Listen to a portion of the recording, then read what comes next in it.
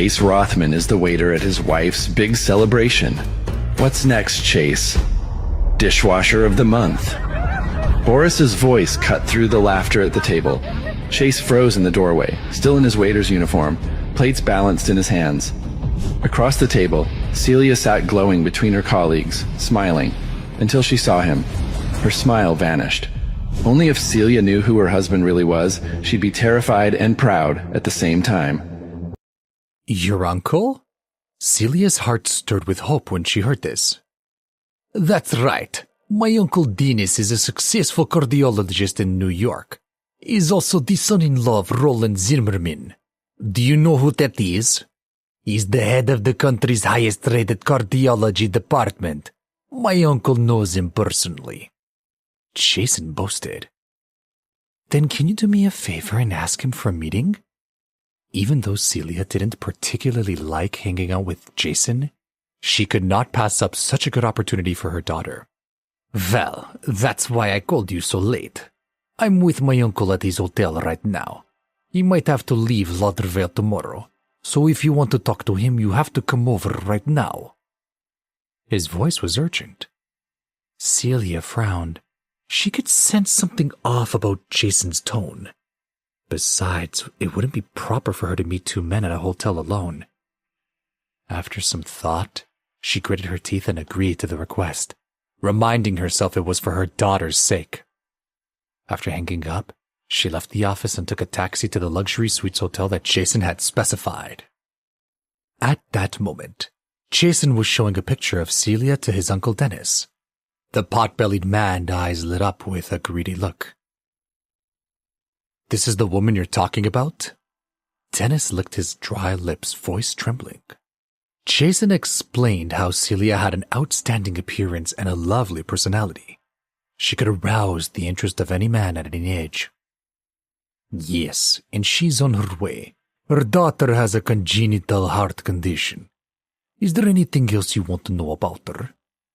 Seeing his uncle's impatient expression, Jason smiled wolfishly. Dennis laughed out loud. Very good. I'll help out with your new conquest, but you'll have to share her. Jason thanked him profusely, as angry resolve rose in her heart. Chase Rothman, I'll do what you can't.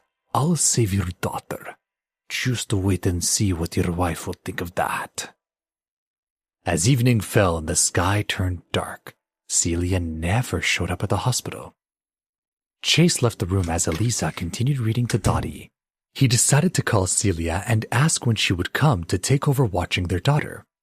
But when he made 2 calls, they both went to voicemail. Celia rarely refused his calls except when she was working. Are you working now on a Saturday night? He wondered. At that moment, Chuck hurried over with a concerned expression. He seemed to want to say something but didn't know how. Seeing him like that, Chase knew something must be wrong. If you have to say something, just say it. Mr. Rothman, the man I sent to watch your wife just informed me that she's just gone to the luxury suites hotel. Now she's just in the restaurant right now. But it's all the way on the other side of town. Chuck hastily explained, fearing Chase's anger. His heart skipped a beat as he frowned and asked, Luxury suites? Whoa, hang on. Your people have been monitoring my wife? He wasn't worried that Celia would be up to something behind his back. He was afraid, however, that someone else might try to make a move on her, just like last time when Greg Cormack harassed her. Chuck explained the situation. Since she's inside currently, my men can only watch from a distance. If she goes anywhere, we'll probably lose sight. Chase decided to see for himself. Okay, I'll go to the luxury suites and take a look. Could I trouble your wife, Elisa, to watch over Dottie just a little while longer? He didn't expect anything bad to be going on, but if Celia encountered a person like Greg, Chase wanted to be there to back her up. However, Chuck followed him as he began walking. Seeing his bodyguard's loyalty, Chase told him, I can handle it alone. Don't you have a man there anyway? Chuck shook his head gallantly. There's nothing to do here anyway. I'd be honored to help you. If anything happens, I'll be there to take care of it. Chase frowned. He didn't dislike his new bodyguard, but Chuck hadn't proved his capability yet. At least he was enthusiastic. Chuck was in such a hurry to show off his loyalty that Chase decided to give him a chance. All right, let's go together. We'll take your car. At the same time, in the luxury suites hotel, Celia had been brought upstairs and was sitting stiffly, looking at the glass of red wine that Jason was pouring for her. She was beginning to feel nervous. Dennis Young, who was standing at Jason's side, was aggressively sizing up Celia's figure from head to toe. Mrs. Rothman, I just heard about your daughter's condition from my nephew. You can rest assured that I have considerable experience in this field. Your daughter's heart disease is very treatable with the right resources. How much will it cost? Celia frowned as she asked. The cost won't be a problem. The most important thing is your willingness. Let's have a glass of wine and get to know each other.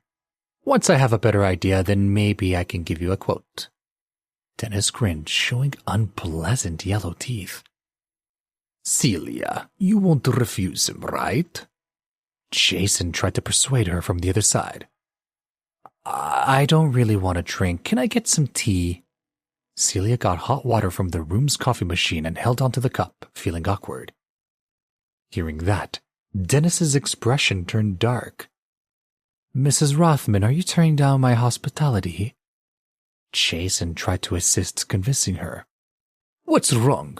It wasn't easy to arrange this meeting. My uncle's leaving for New York tomorrow. Dennis just wants to get to know you. At least hear him out for your daughter. Celia's heart suddenly flipped. When he mentioned her daughter, her entire body tensed up. Mrs. Rothman, are we going to talk business or not? Dennis asked, staring at her with a half smile. Celia gritted her teeth and, with difficulty, picked up the glass. Seeing this, Dennis laughed out loud and poured the wine until the glass was full. That's right, no need to be so formal. A few sips later, Celia's originally rosy face had turned even rosier from the alcohol. I really shouldn't drink anymore. It's just a glass of wine, no need to be prudish. I'll go to the hospital tomorrow before my flight to assess your daughter's condition. Dennis told Celia and raised his glass. Helpless, Celia could only clink hers with his and drink to the last of it. She could usually hold her liquor very well, but that was under normal circumstances. She had been drinking at the anniversary banquet, and the wine now hit her hard. And then Dennis poured her another one. After the second glass of wine, Celia felt her head grow heavy with dizziness. She was well aware that if she drank any more, she would definitely be drunk. But her daughter's health was on the line. She couldn't simply refuse. At the same time, Chase and Chuck arrived at the entrance to the luxury suites. Mr. Rothman, you go in first. I'll check in with my guy and be right back. Chuck told Chase. All right. He nodded in agreement, then got out of the car and walked towards the hotel entrance. However, before he could enter, he was stopped by two security guards. When the men saw Chase's jeans and a hoodie, they didn't even think he belonged.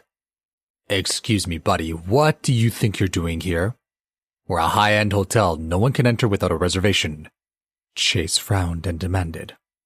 I've been through this routine with every single security guard I've met today. Do you want guests at this hotel or do you want to scare them away? The first man looked Chase up and down. We make sure the right guests get in. You don't look like someone who can afford a visit here. Chase took a deep breath. He didn't want to pick yet another fight with yet another set of security guards. He decided to wait at the door.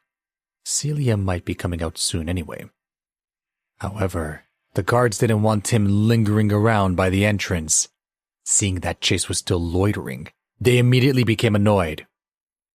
What are you still standing around for? Unless you're here for business, get lost.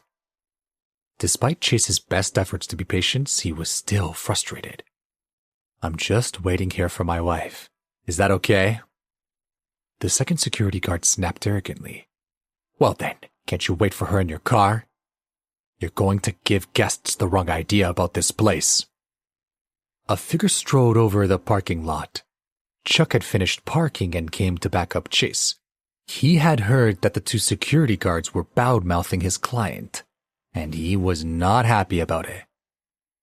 That's my boss you're intimidating. If I think you're threatening him, I might have to take action. When the two guards saw that Chuck was well-built and carried himself like a former soldier, they decided to back down and let it go. But what kind of person was Chase if he could afford security like this? Chase ignored the guards and turned to Chuck. Do you have someone inside? Does he know which room my wife is in? I know. Follow me. Chuck led the way, bringing him into the hotel. In the room, Jason and Dennis had continued to drink after Celia refused more wine. It was too late, though. Celia felt very drunk and was about to fall asleep at the table. A greedy light flashed in Jason's eyes. He had been hoping for a chance with Celia ever since he met her, and he finally had an opportunity today. Uncle Dennis, it looks like Celia drank too much. Why don't we take her up to my room and let her sober up? Please subscribe to the Pocket FM YouTube channel and press the bell icon for instant notification. Check out our channel for more such exciting shows.